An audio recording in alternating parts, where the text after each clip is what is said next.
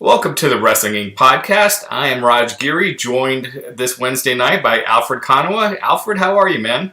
Great to be here. Great to be alongside you. We're going to have a lot of fun tonight. Yeah. Unfortunately, Matt Morgan at the last minute was unable to join us here tonight. He will be back on Friday. Justin, it's the holiday season. The plans are going to be all out of whack. So Justin will be back next week. So I am filling in for him tonight, but it was a good night to be filling in. Alfred, what? Now that it's you and me, we could probably take a little deeper dive into some of the news as well tonight. Sure, absolutely. I would love to. What do we got on deck? I know there's not short for news in terms of the last couple of days. Yeah, the ratings. I mean, that's a huge story with the Raw ratings. Reports that Vince might, or the upper management, might have some sort of extreme reaction or some sort of reaction for sure with how low the Raw ratings were this past Monday night. Impact also with a big drop. You kind of knew a drop was coming, but it was a pretty substantial drop. So we will get into all of that, as well as Kenny Omega teaming with the Good Brothers at Impact's pay-per-view. Not much as far as impact on AEW. The Good Brothers had teased it earlier, but really just outside of a couple mentions at Impact Wrestling on commentary, really nothing going in that direction. Yeah, they must be saving it for something, but really very, very little emphasis on Impact Wrestling during the show. Yeah. Joey Adorjan is saying our guys' sound is off. Whose sound would you say, Joey? Let us know. If anyone else feels our sound is off, let us know. A good night of wrestling. We'll get to that first. What were your thoughts on tonight's shows?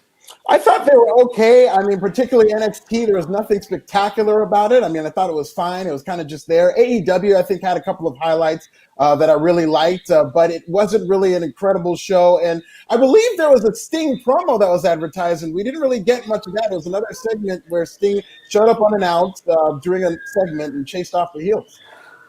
Yeah. Sting just kind of appeared and didn't do much.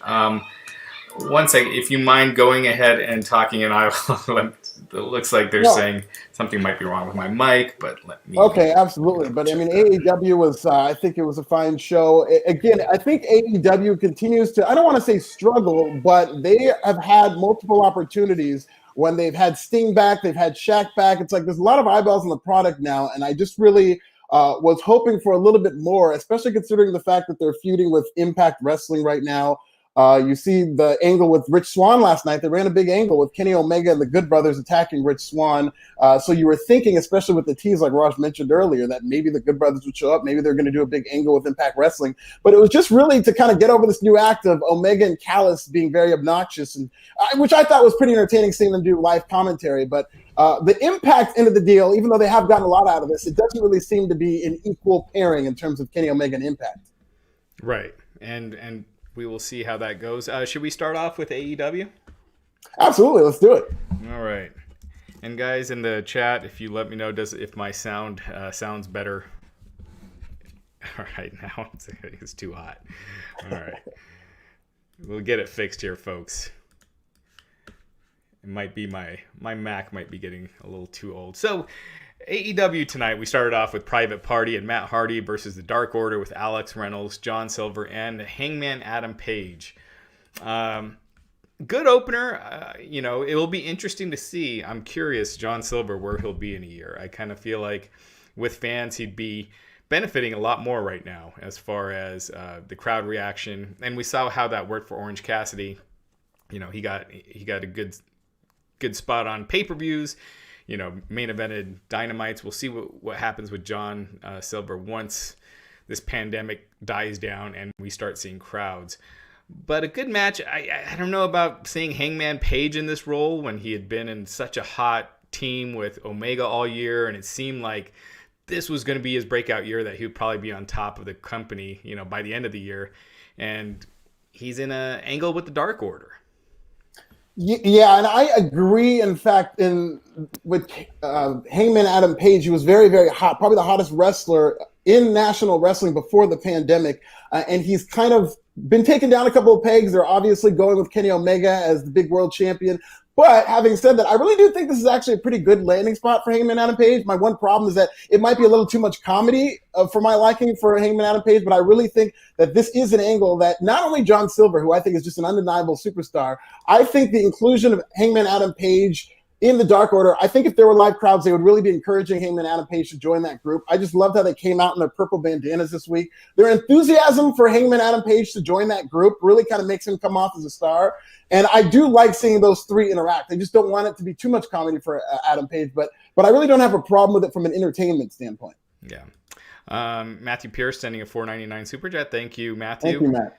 And also saying he watched Impact the last 2 weeks. Is Impact better than Raw? That's a loaded question. I say no way, because just not having fans right off the get-go for me makes a show pretty much unwatchable. I know some wrestling fans can. That's great for me personally. It's just unwatchable with no fans. I'll say it's definitely harder to watch with no fans. From a straight-up wrestling standpoint, just watching these two shows, I did not enjoy Raw. There were times where I was in pain watching Raw. There was not a single time I was in pain watching Impact or embarrassed or felt uncomfortable or anything like that.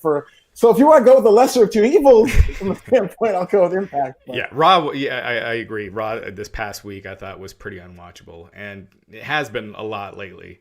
And we see this with WWE a lot in December. It was 2 years ago where famously Vince McMahon, they did that famous, I believe is a 2.14. They did 2.14 million viewers on December the 10th. The week after Vince McMahon comes out with the McMahon family, they vow to freshen things up, and it's a new era for Raw, and they're going to listen to the fans and fresh faces and fresh matches. They advertised Heavy Machinery and EC3 coming in the main roster, and who else? There was Johnny Gargano was advertising. That was Aleister Black, Ciampa, Nikki Cross, right? Cross, yeah. Yeah. So, and then we saw how all that went. So, I don't know. We'll get more to the ratings later, but Raw always seems to get really stuck in the mud creatively before Rumble season, because they don't want to do any big angles between Survivor Series and the Royal Rumble build. Right. So it was tough to watch. So anyway, this match we saw Matt Hardy continuing his heel turn tease. It was back and forth at the end.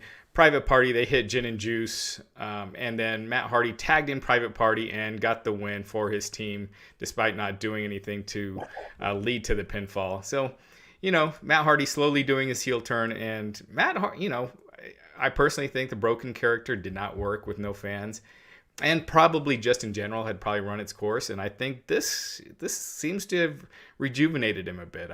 I'm curious to see where this goes. Yeah, my favorite version of any Matt Hardy is when Matt Hardy is kind of latched onto an idea and he's working it out. Right. Like you said, the broken thing, I think years ago, I think after the WWE run, I didn't want to see it again because, it just had better days. But now you see him on this new thing where he thinks he's invented everything. And he's just so good at acting like a classic heel who just steals a pinfall and over-celebrates with his teammates that he just screwed over, kind of. So I like where this is going. I think he's one of those wrestling genius types with great ideas, and I hope that he's able to really connect to something with this heel character. Yeah, absolutely. And Hardy, the one thing, he's playing like this veteran that thinks he knows everything, and you look at him and you would not guess that he's a veteran. He looks so young, for his age and how long he's been in the business. I mean, Jeff is the same way. Yeah, great teeth and everything. Yeah, so kudos to him. We had I love this segment backstage with MJF talking about his accolades with the New York Times and Dinner Debonair, and Chris Jericho said how he couldn't have done it without him. MJF says he takes issue with people on social media saying that he's better than Chris Jericho. He tells Jericho, "I see a mentor, I see the GOAT, I see my best friends," and he remarks that he couldn't have done it without the rest of the inner circle. So, MJF throwing the backhanded praise there to Jericho. Yeah, and we're going to get into other parts of the show where people might have a problem with them ripping off something, but I don't have a problem of wrestling ripping off wrestling if it works, because a lot of things are being redone. And this angle with the inner circle is essentially The Rock leaving the Nation of Domination or taking it over. They're doing the same type of, if you watch week after week, it was The Rock giving these backhanded little compliments to Farouk until he started interrupting him in promos, and then he just took over and was completely passive-aggressive. So I really like where they're going with MJF and Jericho in this Inner Circle angle. The Rock and Farouk stuff was so great because Farouk was such a perfect straight guy in that. Jody Shauna Jenkins with the super chat saying, I actually enjoy a lot of talent on Impact. However, Josh Matthews is terrible. Wow. I literally turned the volume off and the show isn't bad. I do hear a lot of complaints about the commentary on Impact, and we got another one right here. Jody, that's a shame because Josh sucks, but Madison Rayne is so good on commentary. So, well, yeah, I was gonna say for a married couple on commentary, I think they don't pay too much attention. Maybe once in a while they'll hint toward the fact that they're married, but they don't beat you over the head with it. But I really do think they work well together, and I don't have a problem with Josh Matthews, but apparently he does have his detractors. I didn't like him in WWE, I'll say that. Yeah. Tina Miller, knowing that they were throwing shade and planting seeds, she loves it. Yeah, I thought so too with Matt Hardy and Private Party. I hope they do pay it off because you do see every now and then like they start a storyline and it just kind of fades away and doesn't go anywhere. Yeah. And I mean, with Miro and Kip Sabian with the Best Friends, they still haven't had a match yet, and now it looks like they're moving to Miro and Orange Cassidy. It just seems like you should have that match first before kind of transitioning to that new feud. Especially after running a couple big angles for it, and you don't see any payoff.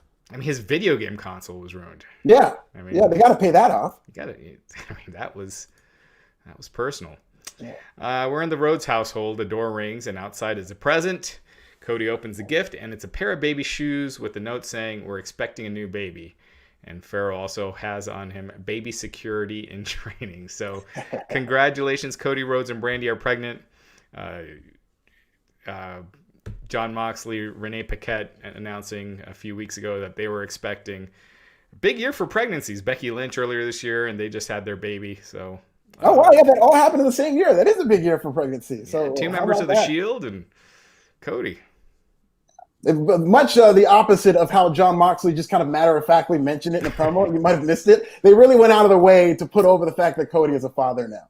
Yeah. It'll be interesting to see what they do with the Jade Cargill storyline now that Brandy is, not going to be in action. Do they transfer that to Red Velvet?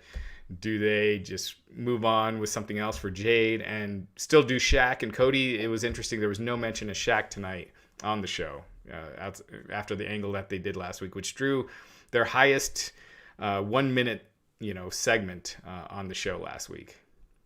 Yeah, they went over $1 million for Shaq. And I mean, Shaq, I'm still not convinced Shaq is going to wrestle for AEW. We'll see. Hopefully he does. I know they're invested in it, but we'll see. Yeah, no, absolutely. I have my doubts as well. And we saw the thing with Tyson earlier this year, until it's pen to paper, I'll have my doubts. But Angelico and Cody, they had a good match. I think it was clear last week that the Young Bucks beating Angelico and Evans, that was the end of that. They beat him clean. So I don't think it doesn't seem like they're feuding anymore because there really wasn't any reference to the Young Bucks feud during this match. Cody getting the win with the Cody Cutter. So yeah, it was a fun match, kind of one of those exhibition matches that you'd have back in the day on Saturday night's main event, or you still have all the time, but where you want to give your top guy a win over someone credible, but that's not another top guy. And I like that Cody now has another finisher he can use to potentially win a match, so that if he has a big match, he can break this out and it could lead to a false finish. I really hope he hasn't changed his finish altogether, and he's still using the crossroads, but a Cody Cutter won him the match tonight, and I just hope that's just another finisher in his arsenal, because I don't think wrestling does that enough anymore to where the babyface or anybody just has multiple finishes that can win them a match. Yeah. Joey is saying, I have a feeling this episode is going to do under 850,000 viewers this week. I could kind of see that. That would be a huge drop. The 995,000 last week, right? Yeah. That would be a pretty big drop. It would be, but they didn't have anything that big advertised. We'll see. Yeah. I mean, I'm pretty sure it's going to be a drop. 995 to 850, that's about a 15% drop, but we'll see. So Cody with the win. After the match, Team Taz came out. Taz congratulated Cody on his news of being a father. I thought Taz was going to go a lot farther on this considering Cody brought up his son a few weeks ago during their promo. Ricky Starks noted that no one on Team Taz got a congratulations for taking Cody and Turtle Boy, which was Darby Allin, as Darby is watching from the rafters. Taz threatened to put Cody on paternity leave as Team Taz went for the attack. The lights went out, and out came Sting. So Sting came out with a bat, but Powerhouse Hobbs was not afraid, and he was actually moving forward. Team Taz held him back, and Cody, Sting, and Darby all locked eyes as Sting made his way to the back. So that was the end of Sting on this show. Yeah, and who knows what's going to happen between Sting and Will Hobbs, I think, or Powerhouse Hobbs. That might have just been a one-week thing or whatnot, if they're going to mix it up. But this is essentially the late 90s Sting, where I know he cut a promo last week, but he just shows up, kind of gives everybody a look. You kind of wonder what he's doing here. And I don't know how long they intend to stretch this out, but really 3 weeks with Sting and no direction, essentially, in terms of what he's going to do next. Yeah, I mean, there was that report from Sports Illustrated that the plan is for him to wrestle, so it makes sense for him to, be in a 6-man tag with Darby and Cody against Team Taz. Now, when do you do it? They have that big New Year show that they're trying to load up.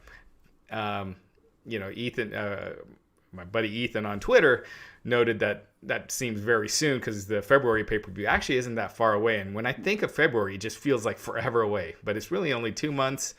And so having Sting wrestle on that pay-per-view, that would, definitely jump up the buys. Absolutely. So up next, we had Miro interviewed about his actions from last week's Dynamite, where he was fined $75,000 for injuring AEW staff. Miro cut this promo saying that Orange Cassidy owes him. He hyped up his match on AEW Dark against Sonny Kiss before announcing the biggest wedding announcement with Kip Sabian and Penelope Ford. And when asked about the injured staff members, Miro said, "Bah humbug, it's my birthday." This is a strange segment, but I just hope Miro is a very funny guy naturally, but I don't like when he gets. I mean, he was such money as Rusev when he was just this killer and he was serious. And I think this is somebody who, even though he is funny in real life, should be serious more times than not. Yeah, I mean, I don't know. Between what he's been wearing, his character being all over the place. Yeah, he was dressed like a boy band member last week, and then he was doing this vicious assault. I don't know, man. This Miro is not. It's not doing it for me in AEW so far. Me neither. Eddie Kingston came out to the ring and bragged about taking out Pac, stating that he went back home after being taken out. Eddie Kingston called out Lance Archer, and Archer's music played, and we had a brawl. Butcher and the Blade came in to help Kingston, and the Lucha Brothers came out to back up Archer. And then, boom, out of nowhere, Pac is back. So the Death Triangle are back together along with Archer. And they took out Kingston in the group. And then Archer wasn't too pleased with... and then at the end, Pac took out Kingston as Archer was getting ready to chokeslam him. And Archer wasn't too happy with Pac stepping in as they bickered and they stared each other down to end the segment.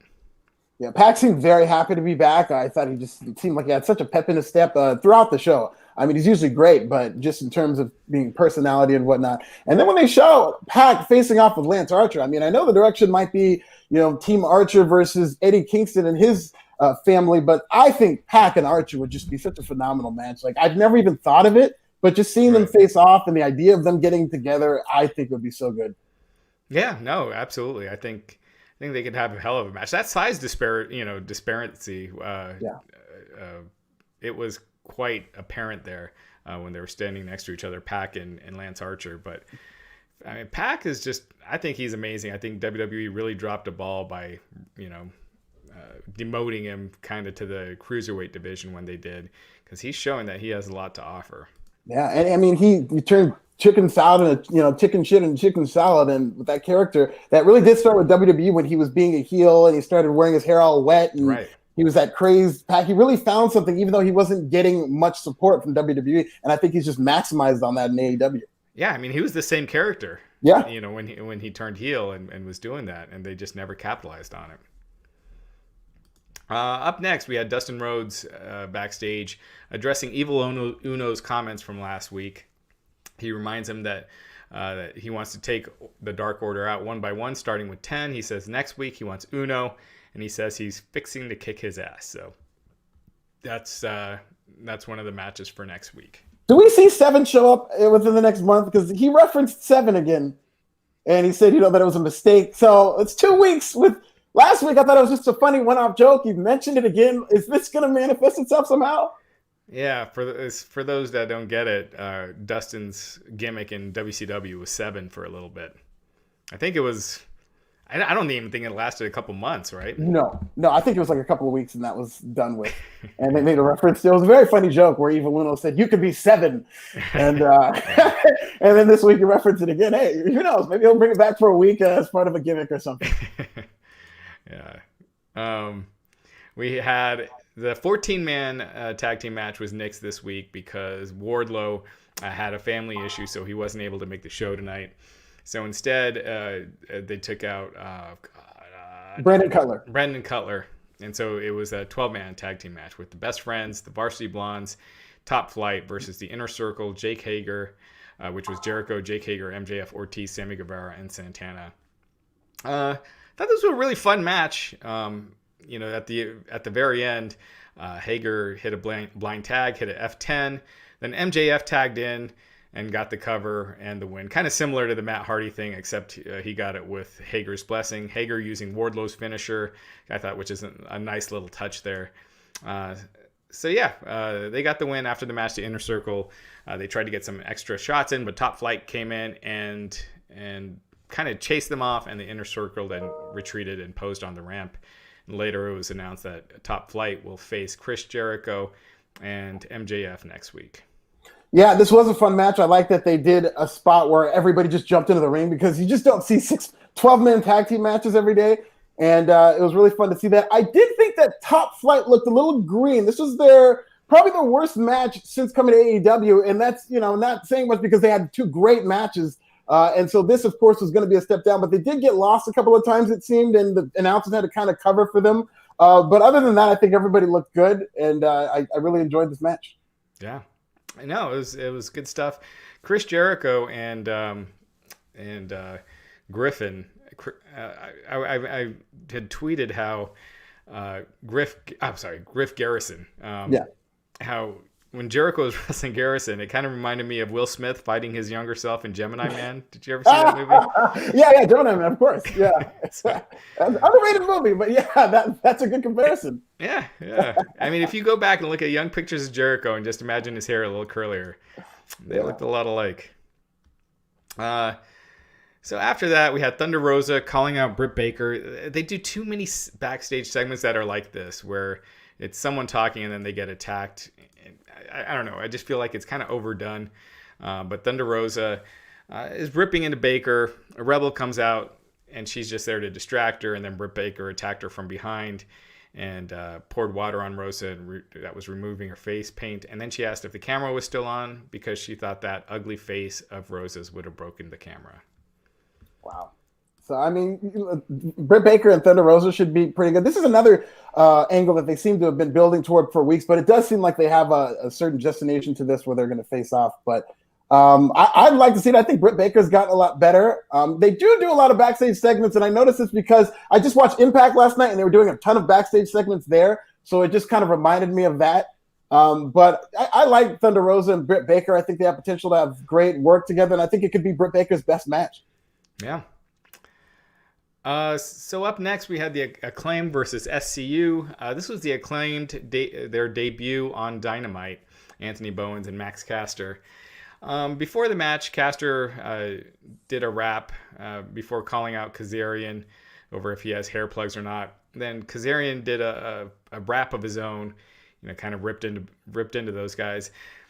To me, the Acclaimed have only been on Dynamite once. And it was a backstage segment with the Young Bucks, and they did do a rap, but this gimmick and their characters are not over enough yet, in my opinion, to have the baby faces doing diss raps on them. You know what I mean? Sure. Yes, they've been on Dark. Yes, they've been on BTE. The vast majority of the Dynamite audience do not watch those shows.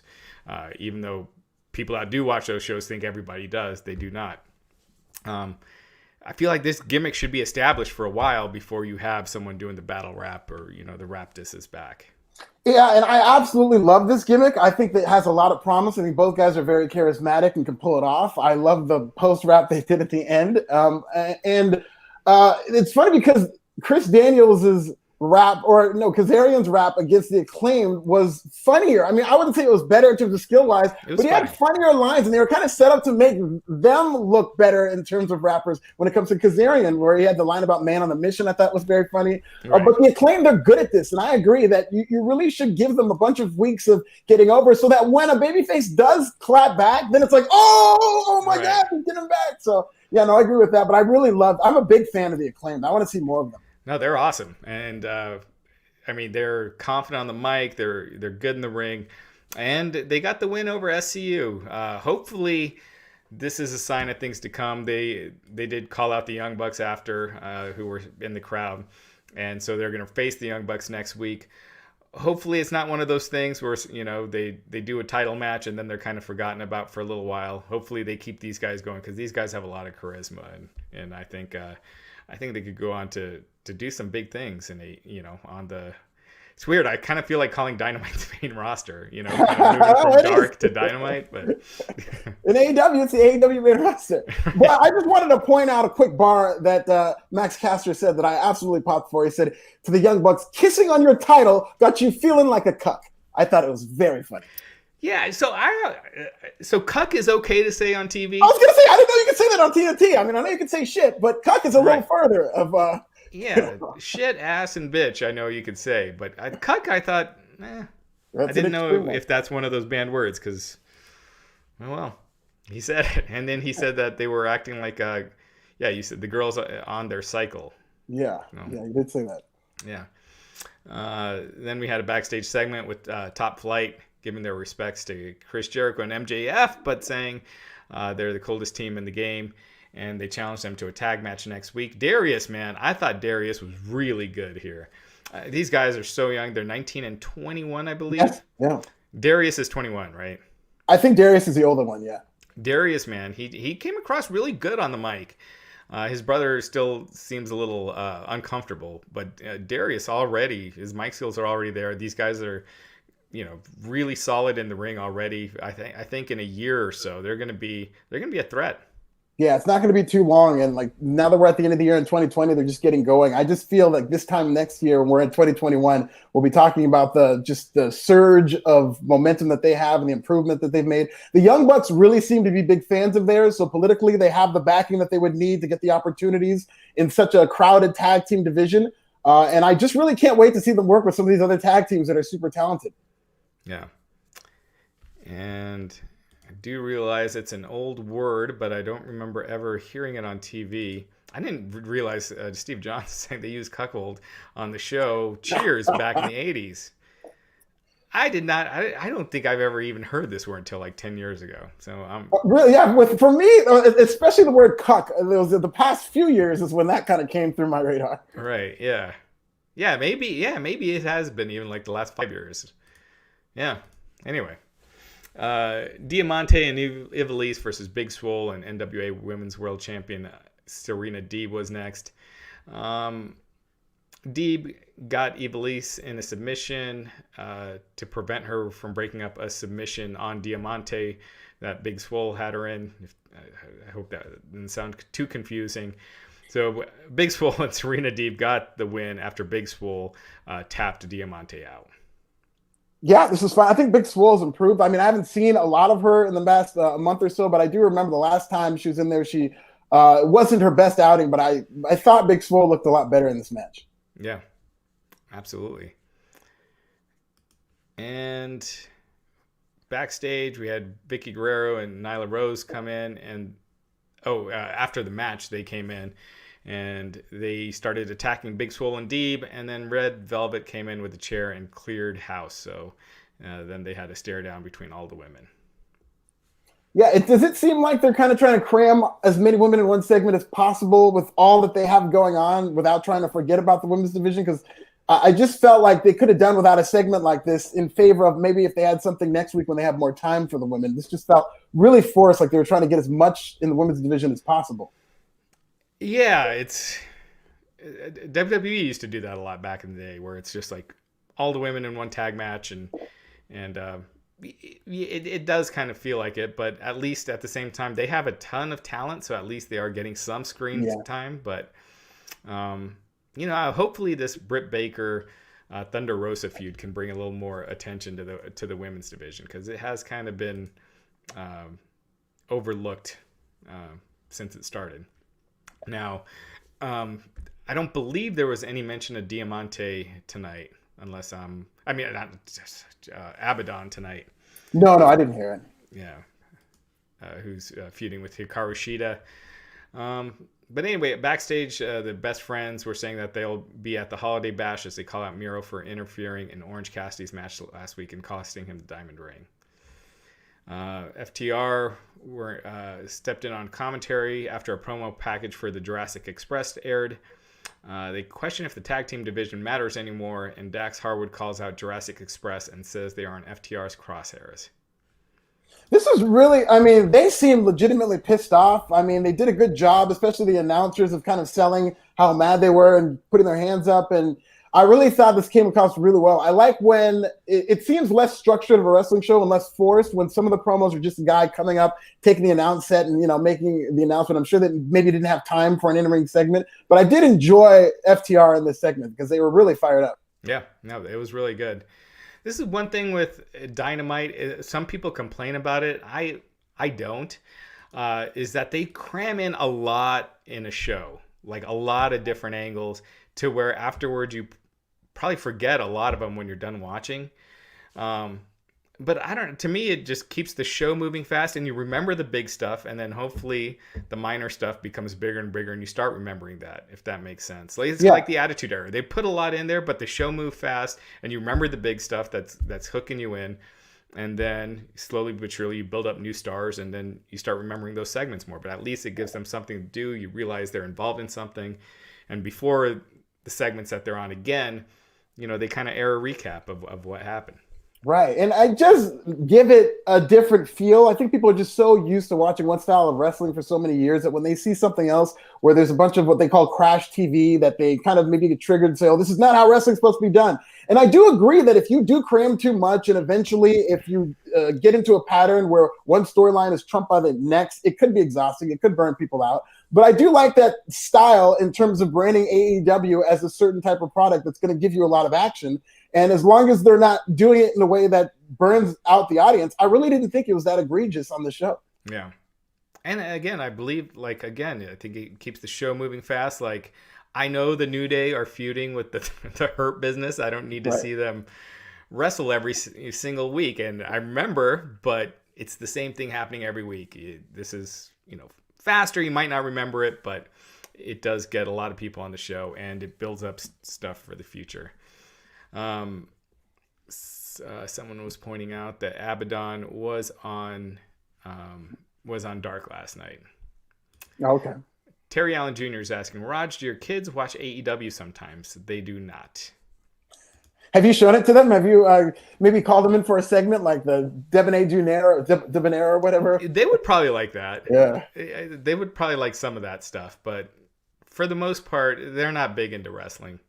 They liked Sasha Banks like a year or two ago, and they'd watch some of her stuff in Bailey, but that was about it. Okay, wow.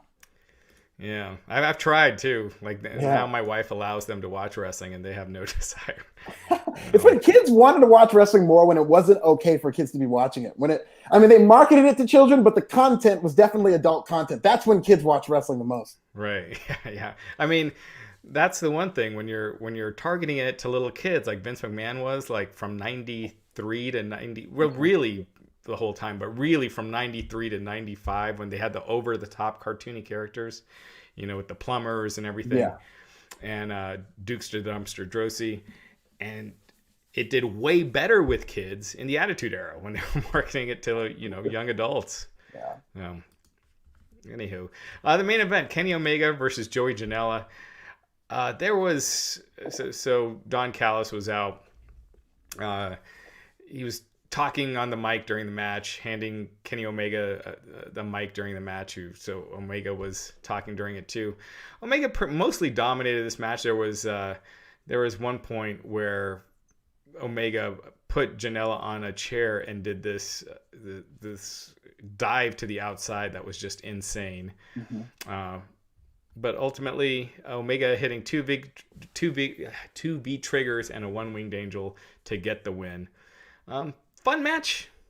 It was, and I do think that the commentary was very funny and entertaining. I mean, they did just enough to not be too obnoxious, but I thought it was just fine for both heels to be commentating. And I like the fact that Don Callis goes to the announce table and tries to bully Tony off the desk, and Tony just says, "Kiss my ass." So they're really going in with they're antagonizing Tony Schiavone because he keeps making all these comments about Impact Wrestling. I believe his joke on commentary this week was Impact Wrestling's ratings went up from 1 person to 6. Right. So I just like the back and forth that they're having with Tony Schiavone.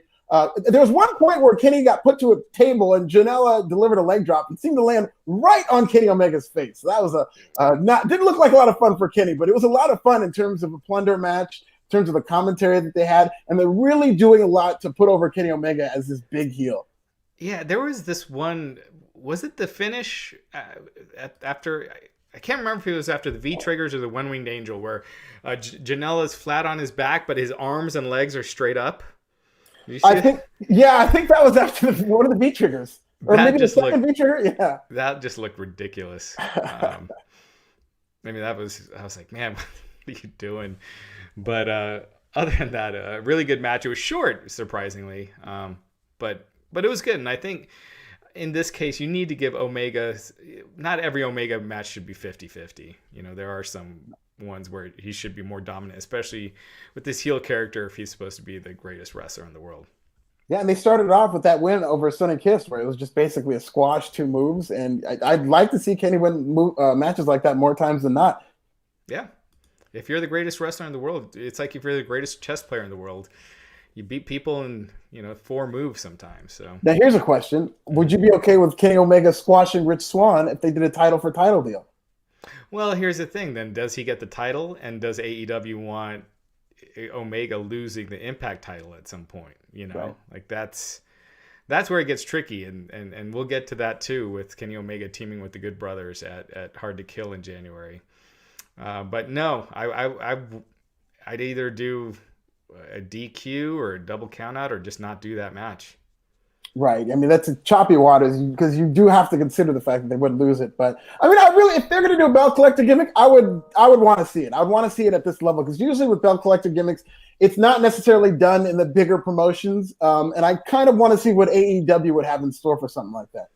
Yeah. I mean, it's one thing to collect the belts, but when it's time to lose the belts, that's where it gets dicey.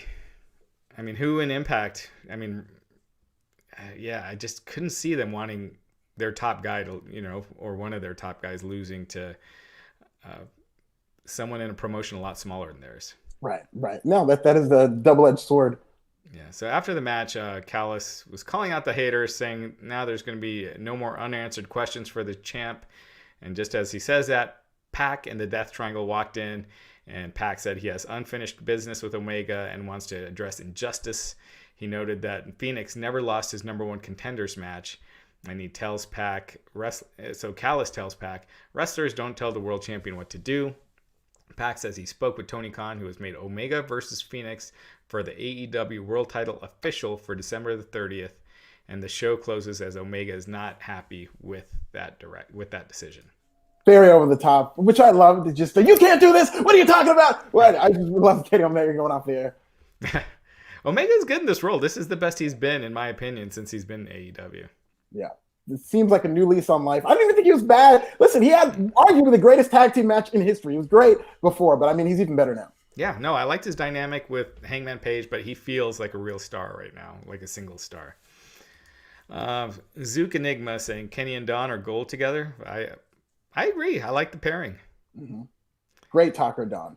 I did sit in on a media call. I don't know if you sat in on that today with Don Callis. No, I wasn't able. I did see the invite thing for. How was that? It was the biggest waste of time. Oh, really? Was it? He's completely in character, right? He's completely in character, and so if you're trying to ask a real question, it's like you're here speaking to the media, promoting Hard to Kill. And he's like, well, if I had to tell you what I would tell you, do not care about wrestling and go read a book, and stuff like that. Where Jesus. it's one thing to be healing on TV and stuff, but don't do a media call if you're not going to give the media anything to report on. It's just a waste of time. Yeah. There's there's no articles we're going to write from it. It's all in character. I never get what promos. The point is with that, especially for that audience. You got to read the room. They know what's going on. They're going to know he's in full character, and they're not going to want to pursue something like that. That's the reason I didn't even get on the call, is because I've just been seeing him do all these in-character interviews, and I was just thinking, is it going to be more of that? Because I'm not going to cover anything like that. Impacts are the worst with the press conferences, because they, like, so many of the people that are on those calls are asking, kayfabe questions, like, how are you going to get revenge for what Eric Young did to you last week? And it's 45 minutes of questions like that. And, at least with WWE, with their media calls and stuff, Triple H answers real questions. Tony Khan answers real questions. So anyway. Yeah, they seem to have very specific plans for this angle. And I guess this is one of their edicts, is Don Callis is going to be in character for the whole thing. Yeah. Well, at least have someone on that could answer a couple of real questions. Yeah, do you want to take over? NXT? Yes, let's talk about NXT from the CWC. We start with The Way versus Kushida and Leon Ruff, who are already in the ring. The Way make the ring with that trophy that Candice LeRae is carrying. Wade's really putting it over.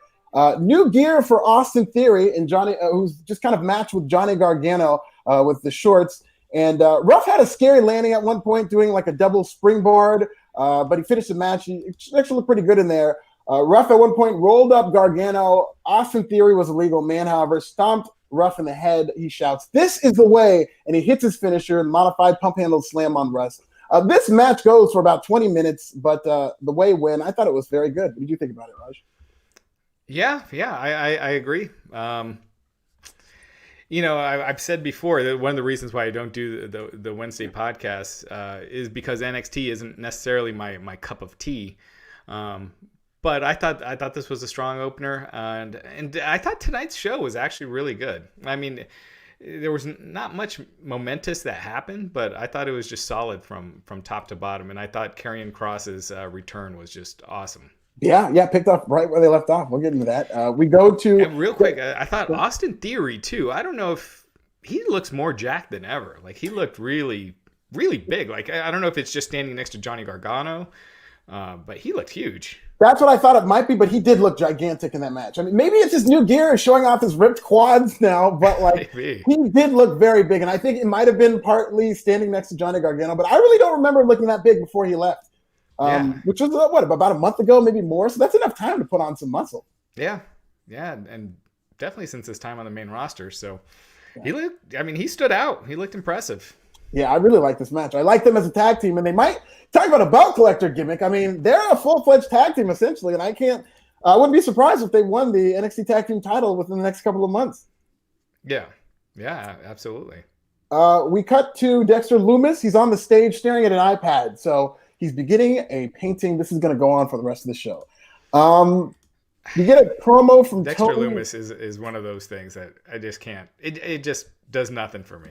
He's very polarizing. I actually happen to like him. I just think he has a natural presence. I think they use him right in terms of being a creepy guy. Sometimes they do a little too much with him. But I honestly, mark my words, I think he could be a guy who could be a big star on the main roster, because the rule of thumb in NXT is the guys who are kind of, I don't want to say cast aside, but they're not celebrated as much. Guys like Elias, they tend to have better careers on the main roster. And the people whether it's your Adam Roses, whether it's Bailey early when she first came on, when people are really celebrated at NXT, they tend to have kind of a fall from grace. Keith Lee, as you're seeing now, I think Dexter Loomis might be one of those people who at least has a pretty good run on the main roster.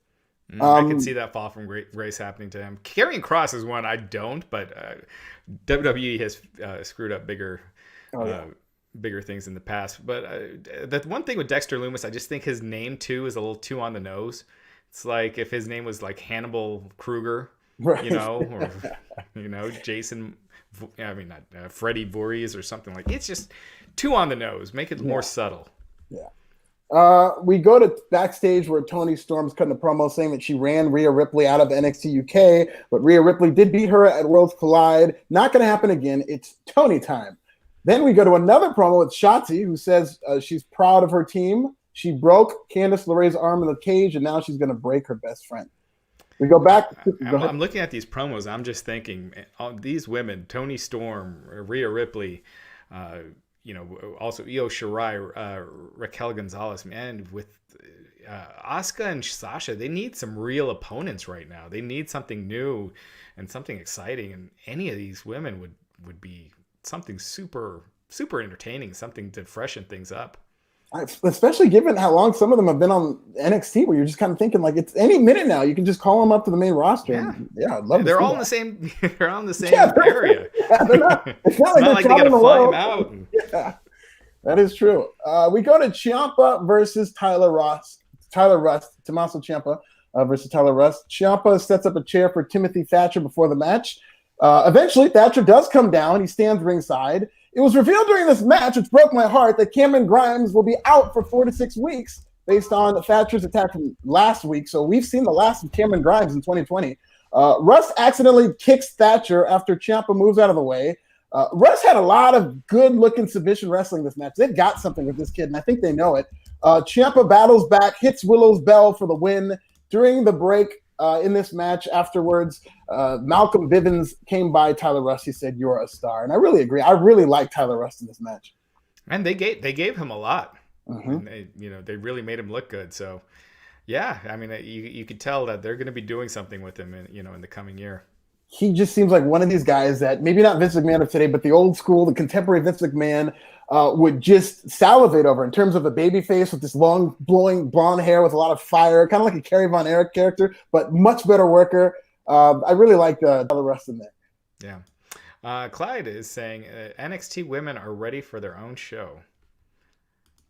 Wow. I don't know about NXT women, maybe women in general. I don't even know if WWE's ready for a women's show based on how badly they're ready for another show. Yeah. Too much as it is. Way too many hours. Cut an hour of Raw. I would be fine with that. Yeah. Grizzled Young Vets are doing a promo backstage. They say it's a pre-tape promo. Nobody had more momentum going into 2020 than them. But a lot has changed, and the more things change, the more things stay the same. They're the best tag team in the world, and they vow to be NXT's number one. We go back to Loomis on stage. He's still painting, and it's starting to come together. It says NXT New Year's Evil. So it looks like he's painting a poster of New Year's Evil. Yeah. Kyle O'Reilly takes on Pete Dunne. This is a match that will determine the number one contender for the NXT World Championship. We get an announcement that this match will air uninterrupted. Of course, it did air technically uninterrupted, but there were 2 commercial breaks with picture-in-picture, which is not what I thought they meant. Right. Dane and Maverick brawled with Birch and Lorcan before the match. Breezango even returned very quick. This is very weird. Breezango comes in, and they jump into the brawl, but you don't really see them. They kind of cut back to O'Reilly and Dunn staring each other down, and they're really putting over that they're both focused on each other, and they're not looking at anything else. So they get into it, have this big brawling match. Got a little bit to get going, I thought, but at the end I thought it was pretty good. There was a scary-looking, kind of weird suplex off the apron that the camera missed, and that went right into the finish where it was a big knee to the neck from Kyle O'Reilly, and he pinned Pete Dunne. Yeah. Kyle O'Reilly is your new number one contender for the NXT Championship, so they're running it back with Kyle O'Reilly and Finn Balor. Yeah. It's interesting because I would still think that Finn Balor wins again. It seems like Finn Balor versus Karrion Kross is the way to go unless they want someone for Karrion Kross to squash, and then it's probably easier to squash Kyle O'Reilly than Finn Balor. So yeah, I was a little bit surprised. That's what part of me thought. That's immediately where my mind went, is that, well, he's not going to beat Finn again. Maybe they're going to have, but if he does, maybe he would beat Finn just so he could be a guy that Karrion Kross can destroy in 15 seconds, because they don't want to do that to Finn. But I mean, especially after last week's segment where Finn Balor kind of called out Karrion Kross, I think the direction really should be Karrion Kross versus Finn Balor. And it would take the wind out of his sails a little bit if you take the title, go from one guy to the other guy for a couple of weeks, and then it goes to Karrion Kross. I think Karrion Kross really has to dethrone Finn Balor. Yeah. And I'm sorry, I meant for Pete Dunne to go and face Finn Balor. And then Finn getting the win there just seemed to make more sense as opposed to Kyle O'Reilly, just keeping Kyle O'Reilly out of that picture right now. Yeah. But yeah. I mean, so Finn versus Kyle O'Reilly. I mean, they had a hell of a match. Hopefully they don't injure each other again this time. But they had a hell of a match last time. Yeah, and I like that they have that built-in storyline. They did bring it up on commentary. I like the line that Wade Barrett had. He said, well, people have injured me before, and I couldn't wait to get back in the ring with them. So they're going to definitely be playing on that injury. Yeah.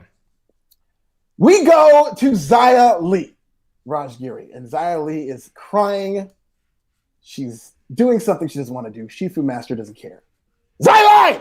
That means again. That is a new Chinese word that I've learned through these vignettes. She's kicking and punching, and her hands are bleeding, and she's crying. Then they show Boa Lee. Boa Lee's getting beaten up. His face is bleeding. He doesn't want any more. He says, "Bitao." That means please, no more. And he's bleeding. And the Shifu Master says, "Xia Li!" So Boa is crying, and the Shifu Master is sitting there, just doesn't care. They show Xia Li. She's punching something. She's bleeding from the hands. The Shifu Master gets right in her face, and he goes, "Xia Li!" which means again. And she continues to just punch and kick against her will. She clearly doesn't want to be doing this. Finally, they zoom out, and Xia Li is beating up Boa. Boa's bleeding from Xia Li's punches and kicks, and the samurai mysterious woman or figure is watching in the background. Xia Li! And she keeps doing it over and over again. Boa is bleeding, and the segment ends. I don't know what this is, but I gotta tell you, I'm intrigued, and it's fun as hell to cover these segments. What do you think about these, Raj? It looked like they got some filmmaking student interns from Full Sail that joined the staff, and they're like, "Hey, I want to try this, but it's different. I mean, I'm not bored during it, so I'm curious to see where it goes." I can't help but watch. I can't take my eyes off it. And the amount of blood they show in these segments is so, I don't know what kind of clearance they got or what it is, but there is aggressive blood in these segments. Yeah, these aren't, for the faint of heart. Of course, she's punching him like 90 times and his face still looks the same every time they cut to him. Same amount of blood, yeah. They can only have so much. But other than that, it's not boring. I'm curious to see where it goes. Yeah, people are saying that it might be a Karen Q or Miko Satomura in terms of this mysterious person. That's what I was thinking, Miko Satomura. What if it's Charlotte Flair or something? What if it's just some blonde? Does it have to be an Asian person? But I would have no problem. Naomi? I'd love to see that. Feel the red. We go to Indy Hartwell versus Shotzi Blackheart. They had an okay match. The referee is distracted at one point, and the finish comes when Indy uses a trophy to break it over Shotzi Blackheart. The Way is pissed off that the trophy's broken. They take it out on Shotzi. So the idea is that even though Indy Hartwell used the trophy on Shotzi, they're mad at Shotzi for breaking this trophy. And Wade is just really putting this over that Shotzi broke this beautiful trophy, which is a really cheap looking kind of like youth sports trophy. I thought they were going to build more to this. I was very disappointed to see them break the trophy so early because of how much they put it over. My thought, seeing Shotzi being part of this angle, is that they were going to build up how great this trophy was. And then Shotzi was going to break it just like Candice LeRae broke her tank. But no, 2 weeks in, the trophy's broken. Yeah. Alejandro Villarreal is saying, if NXT is to have a Worlds Collide next year, I would love to watch Walter versus Karrion Kross. I have a funny feeling Karrion Kross is going to be on the main roster way before that. Oh, yeah, for sure. We get a Bronson Reed vignette that says he is coming back next week. I can't wait for that. Then we get a Karrion Kross versus Desmond Troy. You know exactly what's going to happen. Whatever you think's going to happen, happens. Kross absolutely mauls this man. Doomsday Saito, Kross jacket for the win. And then he calls out, I believe Damian Priest says, "Tuck your chin because your ass is mine." So we're getting Karrion Kross and Damian Priest at New Year's Evil. NXT, I mean, they're doing the old school WWF formula of how to build a new star. You bring him in, a new big, a large star. You bring him in, you get him a bunch of wins, you make him look dominant, and then you got a superstar right there. I mean, they would do that all the time in the past. They would do that with anyone that faced Hulk Hogan. They don't come in and be 50-50 and then they go to face Hulk. So this is just old school booking that still works. It's still effective. And we saw it, man. Karrion Kross versus Keith Lee. I mean, they were doing great ratings for NXT this past summer. And yeah, it was just, it was great. So hopefully they keep staying careful with Kross. This thing with Priest. Did they say that was going to be at the New Year's show? I believe it's going to be new. I don't think they announced it because they didn't make any mention of it. They just cut straight to Swerve Scott backstage. I don't think they've announced anything yet, but that seems to be the direction that they're going in. Yeah. So, and yeah, in addition to all those things you said, they present him as just different from everything else in the show. That entrance is so incredible with Scarlett that he's definitely somebody who just seems like a superstar. You don't have to be familiar with the product to know. do you think Vince screws him up? Yes, absolutely. I just think they've gotten so good at screwing people up. I was in awe at how quickly they screwed up Keith Lee, just one week after another doing the move. And even though they might be excited about it, it's like these days, whenever Vince is excited about something, it seems to manifest itself in him kind of smothering it and killing it on accident, So they'll find a way. Because when I think of people like with really cool entrances in NXT that went to the main roster, like Nakamura, Bobby Roode, Aleister Black, and they all got screwed up. Yeah, The Fiend. I mean, they screwed that up very quickly. I wouldn't say he's dead as a character. He's hot now, but you remember what happened, and it led to some of the biggest backlash I have ever seen for a professional wrestling match. Yeah. Bray Wyatt is a part of the Andre the Giant Battle Royal one year, so that's how far he had fallen, but he did come back. Jody Shauna Jenkins with the $5 super chat saying maybe the mysterious figures are the return of the Jumping Bomb Angels to help Bo out. The Jumping Bomb Angels, there's a good reference. It's funny, a hell of a callback. I was watching the 92 Royal Rumble. We're doing this feature on the Wrestling Daily next week, with it being Christmas, from Tuesday to Friday, where we each get to pick a show, and I picked the 92 Royal Rumble. So I was going back and reviewing it, and then I just started thinking about that 88 Royal Rumble, and that had the Jumping Bomb Angels on it. So anyway. I love those old school. Whenever it's Royal Rumble season, I just get into this mode where I watch a bunch of the Royal Rumbles. I really do love those old Royal Rumbles where they wouldn't play their music, so you just got to see how over certain people were. Some people would run out to no reaction, then like a Dusty Rhodes would come out and the place would just go nuts. Right. And I just really liked hearing the different crowd pops. It's kind of like an evaluation of how over everybody is at the time. Yeah, and that 92 Royal Rumble, that had a star power like no other match in history ever. Absolutely. I mean, you had Hogan, Piper, Savage, Undertaker, Shawn Michaels, Ric Flair, obviously. It was just insane the amount of talent that was in that Royal Rumble. Kerry Von Erich, even though he wasn't, he was on the Dissension then. So it's nuts. Anyway, we go to a backstage interview with Swerve Scott, who's clearly going heel. He was asked about not shaking hands with Jake Atlas. He said he gets pissed off whenever he loses, especially to somebody like Jake, and kind of doubles back and says, well, I know he's been here for a while, but I'm better than him. He says he wants a rematch next week, and it's going to be different. Then Everrise crashes this interview after Shane walks off. They're complaining. They say they went to corporate because it was basically 2-on-1 last week. They had the match stricken from the record books. And then they had a line that actually thought was pretty funny. One of them says, "How do you like that, Goldberg? We're coming for you." So I don't know if this is going to be a running thing where Everrise keeps losing and has the records kind of finessed, but we'll see. These guys are clearly just going out of their way to be heels. So WWE or NXT is really kind of promoting Everrise as like a heel tag team. Yeah. We go to Dexter Loomis for the payoff of why he's been painting for all this time, and the portrait is done, and it looks like Dexter Loomis will be your host of New Year's Evil, which is going to be interesting because Dexter Loomis does not talk. Right. Are you excited about Dexter Loomis as the host? Is he just going to paint pictures all night of like the matches and what's coming up next? I do think so. We'll see what happens. Maybe he'll run an angle. He'll just be up there heckling people with paintings of their match, and if they lost, maybe what would be funny is if he scored people. I mean, he drew these really fancy numbers out of 10, like 8 out of 10 to score the match if he likes it. It's like an 8 on a barn with a beautiful background. Yeah. But I don't know how they're going to work. Listen, I'm intrigued to see how they make this work. I hope they don't do too much with it. This is where a Dexter Loomis needs to be used. You know what I mean? It's like an ancillary to the product instead of like a blindfold match or any of the wacky stuff that they tend to do with him. Yeah. Finally, we get to the main event. Rhea Ripley. So people are asking, Alejandro Villarreal is asking, if New Year's Evil is a normal showing or an NXT takeover. It's a as Tammy is pointing out, it's a Wednesday show, so it's going to be in the normal time slot. It's going to be,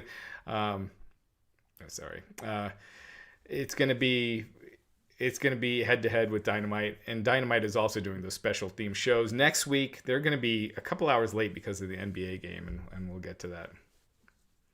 So we get to our main event. This is Rhea Ripley versus Toni Storm. I think it's a good match. They have a lot of chemistry together, obviously from their NXT UK days. Rhea Gonzalez shows up. She's bumped into the barricade and over the barricade by Rhea Ripley. And then she runs back in and she slams Rhea Ripley into the post. Toni Storm hits Storm Zero and pins Rhea Ripley. I mean, Tony Storm won. It is what it is, and I just think this has just been the worst year for Rhea Ripley. This might be the biggest fall from grace that I've seen in a single year from an NXT star, and it's not her fault. Yeah, I mean, it's one of those things. In this case, I do think Tony Storm should have gotten the win, but at the same time, I wouldn't have beaten Rhea Ripley so much coming into this either, and they have beaten her a lot. She went from being in a women's title match at a WrestleMania for the NXT title to back to NXT and then just further and further down the card. Yeah, I just don't. This is one of those matches where I would have booked something different because you wouldn't want to beat either of them. But at the same time, Raquel Gonzalez and Rhea Ripley, it's a pretty cool feud, and it just makes it less special when Raquel beats her because she has, Rhea Ripley has been losing so much anyway. Yeah, and if you read the tea leaves, that's pretty much exactly what's probably going to happen because they are heating up Raquel Gonzalez to go after the NXT Women's Championship, I think. And obviously, first, they're going to do something with Rhea and Raquel, and Raquel lost last time. So Raquel's probably going to win this time, and it's just going to be another loss for Rhea Ripley. And you just think of how hot she was. And the fact that you could argue she had the best in-ring match with Charlotte Flair at WrestleMania this year. And for them to not pull the trigger at WrestleMania ever since then, it was just that one match that you see that a big babyface loses when they in a position to just win that big match. And they lose that match, and then they just never get to where they should get. And that's where Rhea Ripley seems to be right now. Yeah, no, I agree. Raquel Gonzalez, we have an exclusive interview with her at WrestlingInc.com. So excellent. Check it. It's actually ran today, so check it out on Wrestling Inc. You can hear the audio on the Wrestling Inc. Daily. If you're not subscribing to that, subscribe to it on all platforms. I read the transcript for the Gonzalez interview. It was really good. Thank you. I didn't conduct it, but but it was, I know it's the site. Yeah, that's the show. So we go off the air with Rhea Ripley selling. All right. So yeah. I thought another good night. If you had to rank them, what do you pick tonight between AEW and NXT? I enjoyed AEW more. I don't think it was a big difference, but I did think that the highs of AEW really are going to resonate with me. And NXT was a fine show. I think from beginning to end, it was a fine show. I didn't have any problems with it. I like the fact that they're building toward the pay-per-view. They're doing a good job of it. But I did like AEW tonight. Yeah.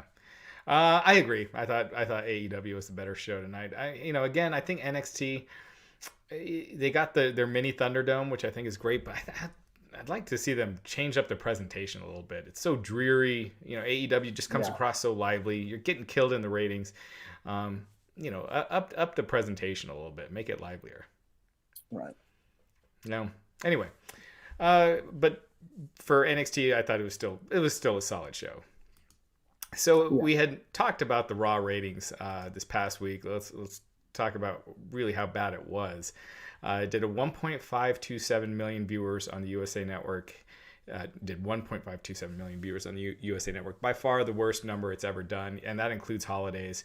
Down 12% from last week. So last week did 1.737. I figured it was going to be down this week, but I thought it was going to be the high 1.6s. I wasn't expecting it this bad. So the first hour did 1.627 million. Second hour did 1.512 million. And the third hour did 1.44 million viewers. For all 3 hours, it was the lowest viewers they've ever done for each hour.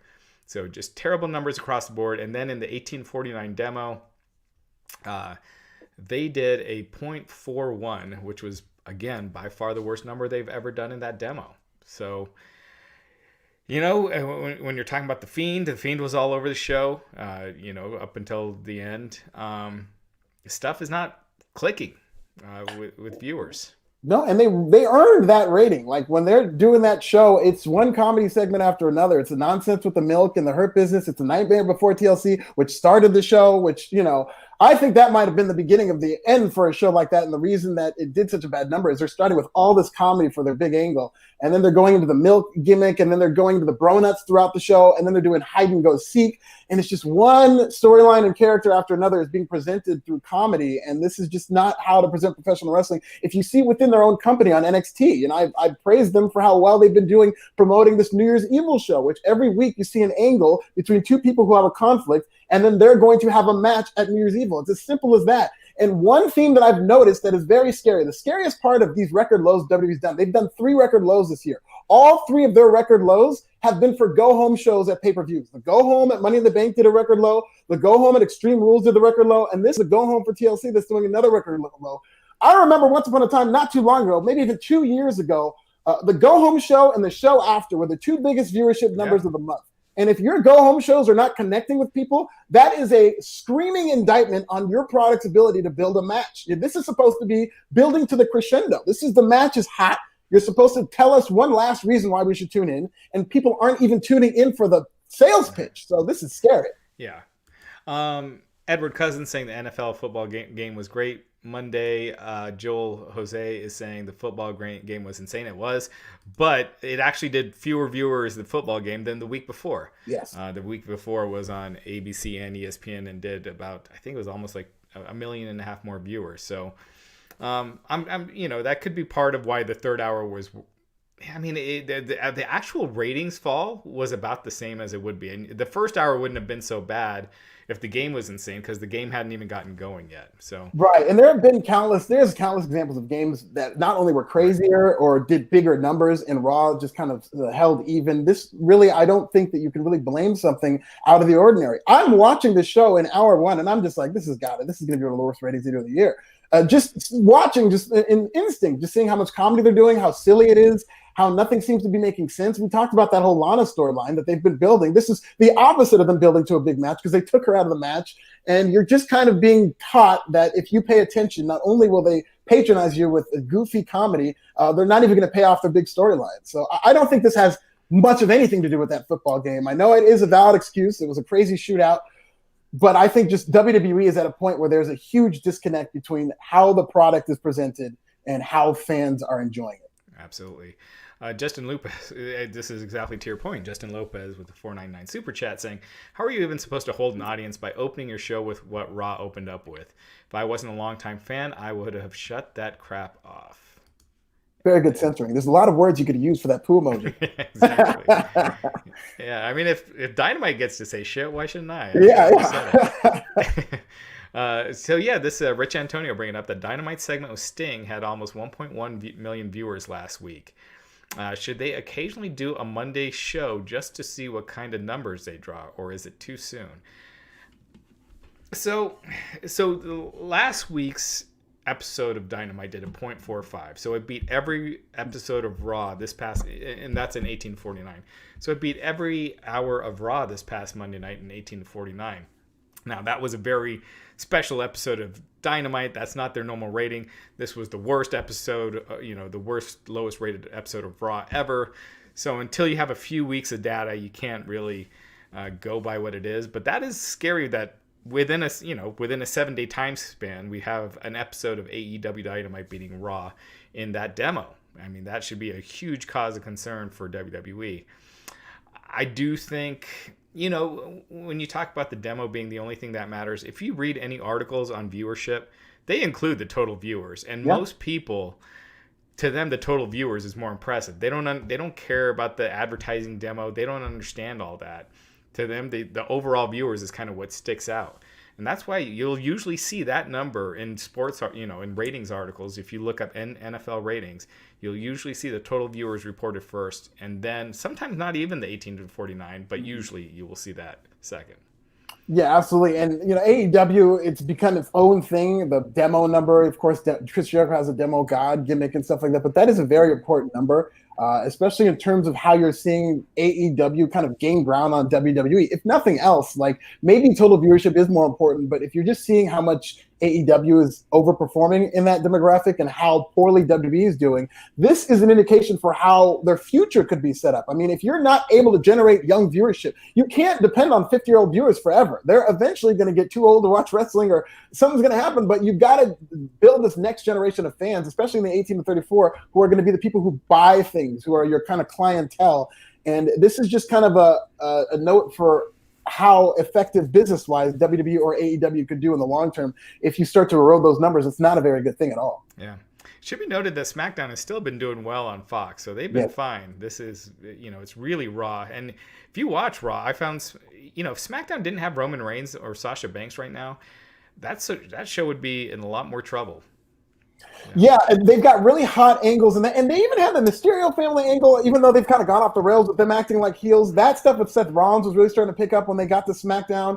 Yeah. And yeah, I agree, and especially with viewership. But yeah, SmackDown was actually kind of a disaster outside of Roman Reigns, where I thought was phenomenal. And Sasha Banks is, I think she's a good character, but I just think she should always be a heel. I never liked babyface Sasha Banks, especially in a program like that with a character who essentially acts like Sasha Banks. She's got the same gimmick. She doesn't call herself the boss, but she's a woman in charge who's going to boss guys around and have things catered to her and whatnot. And it's just seeing these two clash I don't like it at all. Yeah, I feel like that's why it's not resonating like Bayley and Sasha did, or even Asuka and Sasha, because you did have that contrast. Alejandra Villarreal saying, for me, it's easier to watch NXT over Raw. 100%. I think a lot of people feel that way. So according to WrestleVotes, and they have broken a lot of stories in the past, the news of the record low numbers for this past Monday night's Raw isn't sitting well with those in power, to a point where they expect reactionary decisions to be made in the near future. We talked earlier about how this happened 2 years ago, where they did their record lows for that time. A week later, Vince McMahon was on TV with Triple H and Stephanie McMahon saying the fans are the authority and everything's going to change. And within a month, nothing changed. Within a couple weeks, nothing really changed. They know their formula. They stick with it. Yeah, and this means nothing to me. WrestleVotes is a great source and whatnot. I'm just the idea of, well, they're going to make changes. There's one change they need to make that everybody knows they need to make. They're not going to make that change. So until that's the change that I hear about, this means nothing. I would say this, and I don't want to call out anybody's job or whatnot. I would be very nervous as far as Bruce Pritchard, because we're coming up on the end of December, and WWE, when they're getting into ratings trouble, has this pattern of toward the end of the quarter, they need a scapegoat. At one time it was Eric Bischoff, then it was Paul Heyman. Here's Bruce Pritchard in their position with record lows again. And I think that might be a scapegoat in terms of, oh, look, we fired another guy, and so our ratings are going to turn around after that. But WWE has been doing the scapegoat game for the past year with their ratings eroding. So this story of them looking to do reactionary measures, just going to be more of that. And the ratings 6 months from now are going to go down again. Yeah, I think Vince McMahon is a genius as a businessman. But I also think he's kind of a bad businessman right now. Because right now, if you look at the part of your business that's hurting, and that's causing your popularity to decline. And if it's clearly creative, if you got a competitor that is doing, that's, again, it's not this week, but last week's AEW beating you in that demo, and they're new at this. They've only been around doing weekly TV for a little over a year. At some point, you got to say, okay, the creative I'm doing is not working. I'm going to, put someone else in charge and let them really handle it and get some new ideas and look at other TV and see what's working and adjust and pivot. Back in the day, if you look at an episode of Raw from 93 to 96, it looked completely different. 96 to 99 looked completely different. Once you hit 2002, 2001, it's kind of looked the same ever since. Yeah. Minor changes to the set, but they need big changes, like a complete overhaul creatively, with how they do their promos, with get rid of the lighting on the LED, the LED posts on the ring posts. It's over. You have too much light, with the lights on the ring apron. It takes away some of the intensity. It just needs a complete overhaul. And you got two shows where you can kind of experiment with certain things, and they're doing the same exact things on both shows. Yeah, and I even like whenever they would have a pay-per-view, they would always have a different stage and set up for the pay-per-view. That was a lot of fun. Yeah. Granted, we're not talking about right now and during COVID. Sure. Sure, yeah. I mean, it'd be very hard logistically to do that. But, And listen, promoters burn out, even if Vince was in his prime. I remember, not that I was around for this, but Jerry Lawler likes to talk about how when he was booking Memphis, him and Jerry Jarrett, every 6 months, I believe, automatically they would change who books. So 6 months, it was Jerry Lawler. 6 months, it was Jerry Jarrett. And that's only because promoters just burn out. If you're just promoting wrestling every single week, it doesn't matter how much of a genius you are. Dusty Rhodes is one of the biggest wrestling geniuses of all time. He would burn out. And Vince has been doing this nonstop for decades, and he might have burned out a few times. And if nothing else, it would be good for him to just at least give the book to somebody else who's outside of his complete purview. Not somebody who he thinks would book the wrestling product the way he would, but somebody who's completely different, because we need to change. If this was an NFL team, Vince, as a head coach, to save his job, would have somebody else start calling the plays, so that he can show to the investors, hey, look, we're going to do a new winning model. But the fact that the same guy is going to be at the helm, I don't know what changes you can make to stop this from happening. Yeah. I agree. And until they fix that, the popularity is going to drop, but luckily they're at a time when the TV rights fees are so insane that they have been doing really well with TV rights fees. At some point, there's going to be that cross where your TV ratings have dropped so low and Fox doesn't need them. And it's going to, there's going to be a huge backlash. It's best to fix those problems earlier than later, and they keep not fixing them. Also, Impact. You kind of knew it would be down, but it was down quite a bit. This past Tuesday's edition of Impact Wrestling, it did 177,000 viewers on Access, and 0.04, not a 0.4, 0.04 rating in 18 to 49. It barely cracked the top 150 for the night, in the cable top 150, coming in at number 143. And so they were down 20% from last week in terms of viewers on Access. They were down 50% in that 18 to 49 demo. And they were down 72%, or basically depending on how you want to look at Twitch numbers, but anywhere from 70 to 72%, from what they did the week prior.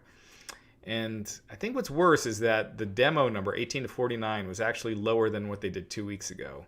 While viewership, it's still one of their higher rated shows of the year for total viewership, but it barely cracks their top 10 viewership for the year. Yeah, this shouldn't come as too much of a surprise because we were here last week, and after we'd recapped the show, I think the consensus was that they had blown a golden opportunity to kind of goose their viewership, and neither you nor Matt said that you were going to come back and watch it. They didn't really give too much of an incentive. And Kenny Omega, I don't think it helped that Kenny Omega's pulling this thing where we're going to have a big announcement and nothing really happens. Then he does the same thing the next night on AEW Dynamite. So I think the fool's gold with Kenny Omega might have had an impact, that it's like, well, what is Kenny Omega going to say that he didn't say last week? If they would have advertised somehow that he was going to get physical, I mean, I don't know how you could have done that. Or maybe the next time, if he ever has a match in Impact, I think that's the thing that they're going to need. But they really did have an opportunity in front of a huge viewership to tell people why you should watch Impact, and I think they dropped the ball on that. Yeah, and to that point, the Kenny Omega segment actually last week, if you thought it was getting a big, it was going to do extra viewers because of the Impact, it was actually the second lowest of the night in total viewers, and the third lowest in 1849 in the 18 to 49 demo. So, and granted, it was a really strong week. You had Shaq, you had Sting, but it was still near the bottom as far as what drew that night. So we'll see. I mean, I still think Impact, it's good for their pay-per-view numbers, but it's not looking like they're going to gain a hell of a lot from this. Yeah, being on Access TV hurts too, because it's just not very many homes, and they saw much more of a bump on Twitch, where a lot of people find it easier to watch Impact. So maybe if they're on a bigger network, this would have more, more. But then Twitch, you also had a much bigger drop on Twitch. Sure, yeah, percentage-wise. And so I also think AEW fans who are used to AEW, where you have a lot of big stars and it's a lively atmosphere, watching Impact where there's no fans, where it's back to, where WWE and AEW were in late March, early April, it makes it harder to watch. I don't think you're going to get new fans who are used to a more lively atmosphere for wrestling. And that's a show that absolutely needs fans, especially with people coming in to watch it for the first time. You kind of need an indication, okay, who are really the biggest stars here? Who seems to be connecting or whatnot? Because most people in Impact, God bless them, they're very talented. They're just not a lot of very big names in wrestling who wrestle for Impact. So for that to be wrestling in an empty arena is just death in terms of national television wrestling. Right. Yeah. As far as large scale, getting new fans, it's tough to do. And so yeah, it was a big drop, and we'll see. People are pointing out that the number is still better than than a lot of their recent numbers, and that is true. But this is just week one after their most hyped episode ever, and I mean, we saw when SmackDown did 4 million viewers on their debut on Fox. It takes about 3 to 4 weeks to settle to where you really are, and this is settling quick to where they are. Yeah, I mean, you even saw this past week, AEW did a good job they went from having a show that was really promoted and got a lot of viewers, and the next show did the most viewers of 2020. So they actually did an effective job at giving people reasons to come back and watch Sting and whatnot, and Impact just did the opposite. Yeah. So anyway, a lot of interesting stuff with those numbers. Obviously with ratings, it's more of the trend and keeping track of longer terms. But these 1 week shockwaves, anytime a new low is scored, it's never a good thing. So WWE needs to do something. Yeah. All right, Alfred. Well, that was fun, man. Yeah, good time, man. Went through a lot. Good tag team. Yeah, absolutely. It was a good time. Do you have anything you'd like to plug? Just add This Is Nasty. Watch my articles on Forbes. I'm going to have an interview with Darby Allin that I'm very excited about. And then follow my YouTube channel, Pro Wrestling Bits. Absolutely. And as always, keep checking out WrestlingInc.com, all the latest wrestling news, as noted, exclusive interviews. And like we said, we had Raquel Gonzalez today. We have new interviews every day, a bunch of cool ones coming up. We had Mike Bennett earlier this week. So keep checking out WrestlingInc.com. And thank you again. And we will be back on Friday after SmackDown. It will be Matt Morgan and Glenn Rubenstein, and then back again on Sunday after TLC. Until next time, thank you for joining the Wrestling Inc. podcast. Take care.